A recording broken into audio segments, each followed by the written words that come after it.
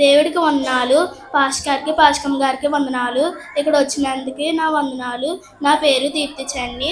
నేను చెప్పబోయింది దేవుడి మందిరంలో పాటించవలసిన నియమాలు. 1. సమయమును పాటించాలి. ఎఫెసీయులు 5:15. 2. అందరితో కలిసి పాటలను ప్రభువును స్తుతించి మహిమపరచండి. ఎఫెసీయులు 5:19. 3. పూర్ణహృదయంతో దేవుణ్ణి ఆదరించండి. యోహాను 4:24. 4. దేవుడి వాక్యము శ్రద్ధగాను వివరించండి. అపొస్తలులు 17:11. 5. ప్రార్థనలో ఏకీభవించండి. అపొస్తలులు 12:5. 6. కృతజ్ఞతలు స్తుతులు చెల్లించండి. కీర్తనలు 12:5. కీర్తనలు 104. 7. సంఘం క్రమాన్ని పాటించాలి. ఎఫెసీయులు 1 కొరింథీయులు 14:40. 8. నీ తోటి సభ్యులు క్షేమంగా అభివృద్ధి పాటించాలి. 1 పేతురు